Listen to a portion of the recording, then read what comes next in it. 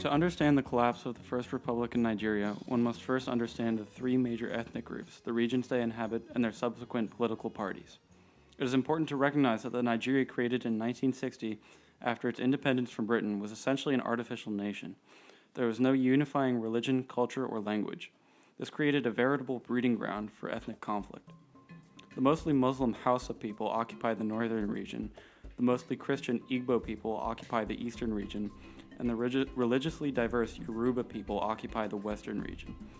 The three major political parties in 1960 were the mainly northern NPC, the mainly eastern NCNC, and the mainly western AG.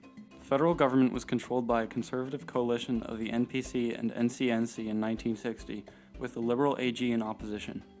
A dissenting politician within the AG named Samuel Akintola caused a rift within his party by pushing to bring the AG into the NCNC-NPC coalition.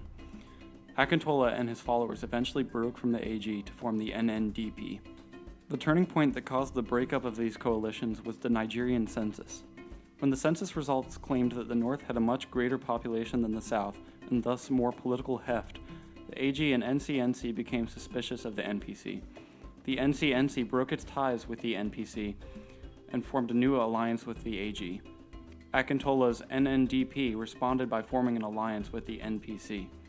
The NCNC AG coalition became known as the UPGA, and the NNDP-NPC alliance became known as the NNA. These new coalitions faced off in the next federal election. These elections occurred amidst labor unrest, the result of low salaries and economic instability. After 2 rounds of corrupt elections overshadowed by violence and intimidation on both sides, in 1964 and 1965, Akintola's NNA seemed to have rigged the election. This made apparent the extent of Akintola's personal ambition. He was willing to sacrifice the integrity of a democratic election to put himself and his party in power.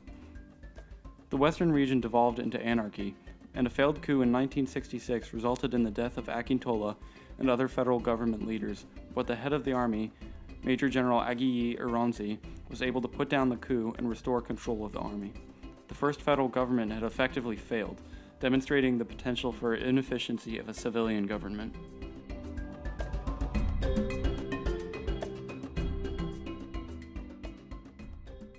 These failures can largely be attributed to the increasingly polar ethnic groups. It quickly became clear that these groups would not be able to remain a unified nation.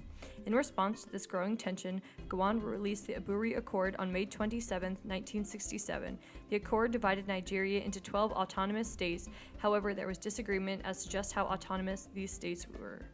Contradictory to the peace that Gowon thought this would bring, the Igbo population of the south was incredibly upset with the distribution of land.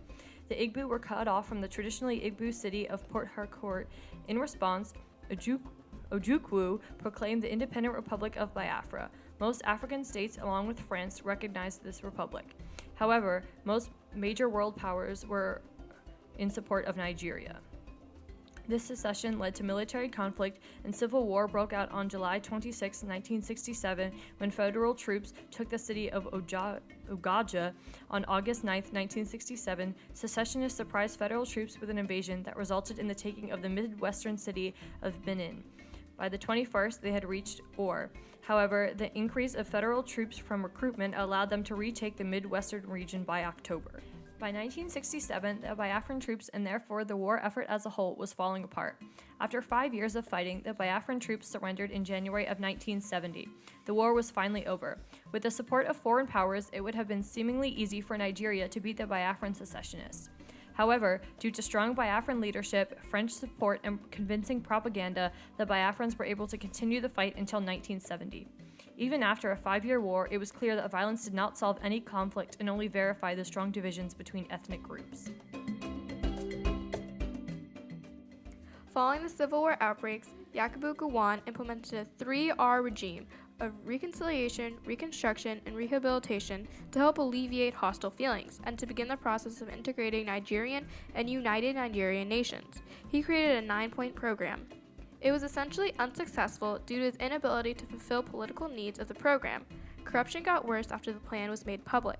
Issues regarding citizens' welfare were not being addressed properly by Gowon's government. There is also a constant rise in inflation. Despite all of this disorder, Gowon did make positive achievements. These achievements included a takeover in oil industry, the execution of the 1976 Universal Free Primary Education, UPE, and the launching of the Third Nation Development Plan between 1975 and 1980. Gowon's foreign affairs included negotiations between African and European Economic Community, EEC, and establishment of an economic community for West African states, the ECOWAS, and in 1973, Nigeria became a member of the Organization of Petroleum Exporting Countries, OPEC. Gowon was unable to discipline top governments who began to act with more power. There was an overwhelming amount of problems that Gowon's regime could not tackle, and on the 29th of July, 1975, General Murtala Ramat led a bloodless coup and overthrew Gowon. Murtala was deemed a national hero.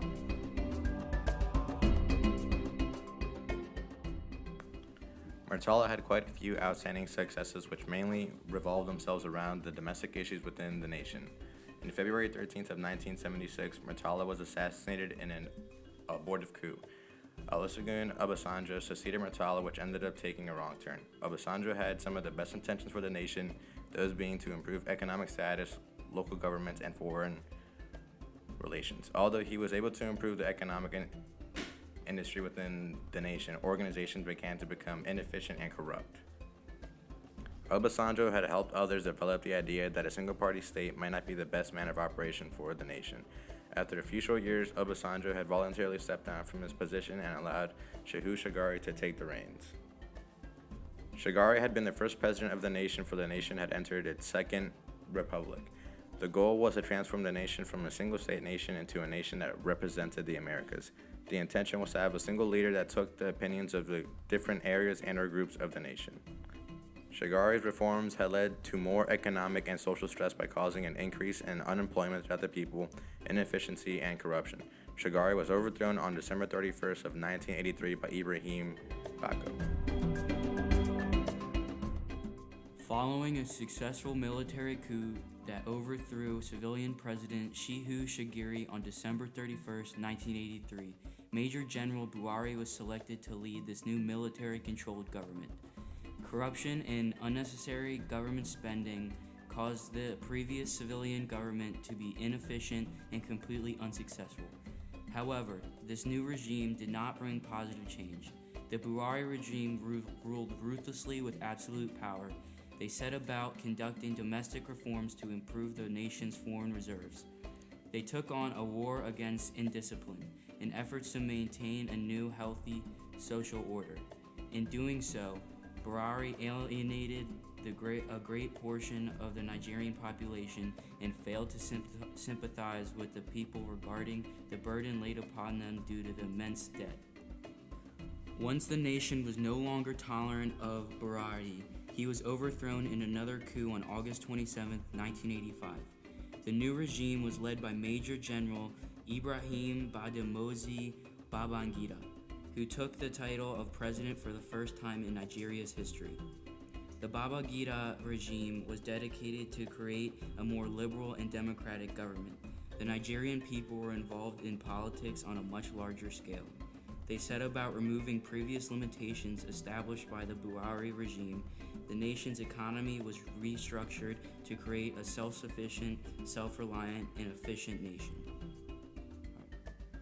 On November 17, 1993, Sani Abacha led a coup that overthrew the short-lived transitional government of Chief Ernest Shonokan. His regime was controversial. Although it brought dramatic economic growth, there was widespread human rights abuse. In 1994, he issued a decree which placed his government over the jurisdiction of the courts, giving him absolute power. He was able to jail individuals without any form of a trial.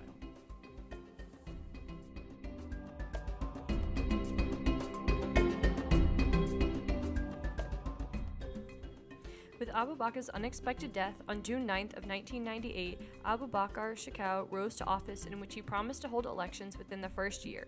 Shortly after, Abu Bakr set up the Independent National Electoral College with Ephraim Akpata as chairman. They began local elections in December of 1998 and the presidential elections in February of 1999. Upon the elections, outside criticism began to pour in regarding the electoral irregularities. The PDP party leader Obasanjo was elected president in March of that year. Obasanjo had drafted and instituted a new constitution in the month of May. Abu Bakr reigned over a government that violated human rights, in which Obasanjo had continued to support after his death. Soon after, rumors arose claiming Obasanjo was responsible for the deaths of previous officials. On December 19th, Obasanjo had ordered his troops to raid the town of Odi in the Niger Delta in response to 12 murdered policemen. The government had shifted into a democracy in 1999, in which it has remained since then. The Constitution had become concrete and was the role model for the government. One big difference was that Sharia law began to rise within society and would lead to clashes between Muslims and Christians. The PDP party would establish itself as the center of the political spectrum. Along with these substantial problems, President Obasanjo had signed a new partnership with South Africa and Algeria that would lead to societal aid, foreign investment, and the lifting of trade barriers. Obasanjo was set into office for his second term in April of 2003. I have decided that it is best that I make myself available as a presidential candidate in the 2003 election. All was well until issues regarding oil began to take toll. Clashes over oil prices and claims to the oil arose between locals and government officials, led to the death of local citizens.